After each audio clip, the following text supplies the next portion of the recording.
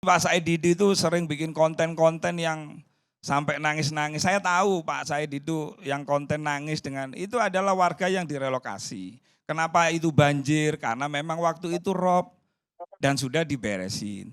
Terus kenapa Bang Hosinudin tadi cerita sungai diuruk. Nah, bahasa sungai diuruk. Sungai diuruk itu kalau tidak dikembalikan misalnya, kalaupun itu terjadi, saya sudah dapat data itu Bang Hosinudin dan itu sudah clear. Memang ada kesalahan dari pihak proyek, mungkin karena nggak tahu kontraktornya, tiba-tiba langsung itu dan itu sudah diperbaiki. Artinya begini, negara kita negara hukum. Saya senang kalau Bang Hosinudin mengedukasi masyarakat, mengadvokasi masyarakat, membantu masyarakat mencarikan solusi, mencarikan jalan keluar. Bahkan Bang Hosinudin, walaupun kita ini beda pandangan nih, saya berpihak kepada PSN PIK misalnya, atau PIK itu dalam rangka supaya ketika saya menghadapi warga masyarakat yang katanya tergusur, terancam, terintimidasi, saya bisa hadir untuk mengkomunikasikan. Karena selama ini Pak Said Didu dan kawan-kawan hanya konten-konten kreator aja. Tidak pernah ketika masyarakat ada yang diintimidasi, ada yang diancam, ada yang digusur, tidak ada solusi sama sekali.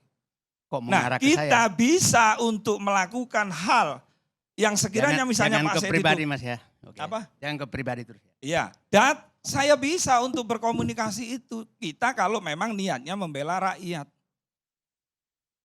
Jangan sampai bahasanya membela rakyat, membela warga, tapi membela kepentingan dirinya sendiri. Misalnya karena punya tanah di Keronjo 10 hektar yang dulu beli per meter 5.000, terus karena tidak terjadi sesuatu hal-hal yang diinginkan lalu kemudian kemana-mana. Saya ingatkan jangan ke pribadi Mas ya. Saya ingatkan. Ya betul-betul. Bukan. Kita Ya. mempersoalkan pantai Tangerang. Iya, Pak. Jadi iya, jangan ada serang pribadi beliau. Bukan, gini Pak Karni, ini persoalan pagar laut, narasi laut bersertifikat itu yang mendengungkan itu beliau. Nusron dari ini kok. Enggak laut yang bersertifikat, makanya saya katakan tidak ada laut bersertifikat, yang ada adalah tanah Itu warga boleh ada bata, yang... tapi jangan dia punya tanah begini-begini. Itu udah Oke, baik Bang Karni, baik. Terima kasih. Jadi persoalan terus kemudian negara apa itu NKRI menjadi NKRA, Masya Allah kok bodoh banget kita misalnya kalah sama satu orang misalnya.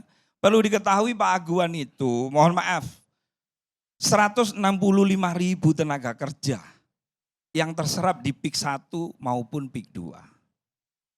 Terus kemudian katanya merobohkan ratusan masjid, puluhan masjid. Saya tanya sama Bang Edi Mulyadi kemarin, di mana Bang Edi? Masjid yang dirobohkan, yang digusur di mana? Justru Pak Aguan itu, PIK dalam hal ini, itu banyak membangun. Di data kami ada 18 masjid dan musola, termasuk menara syariah. Jadi framing bahwa kita ini, Pak Aguan itu ya juga orang Indonesia, berwarga negara Indonesia. Jangan hanya karena perbedaan warna kulit, terus kemudian suku, kemudian menjadi kita tidak adil gitu loh. Nah, negara kita negara hukum, Bang Hosinudin, kalau memang ada yang katanya Bang Hosinudin dirampas, digusur, sungai diuruk, terus kemudian nah itu diadvokasi, didata, bila perlu dilaporkan. Tapi ketika tidak bisa dilaporkan, misalnya cukup bisa dikomunikasikan, ya dikomunikasikan. Inti daripada adanya hukum adalah untuk bagaimana mencari solusi, mencari jalan keluar itu.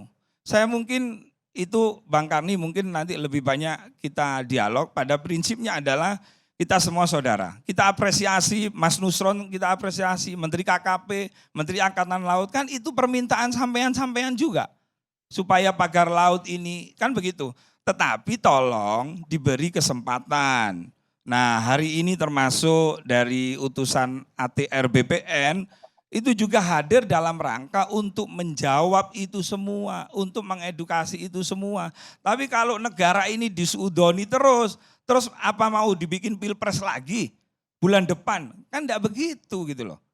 Ya pemerintah memang perlu dikontrol, pemerintah perlu dikoreksi.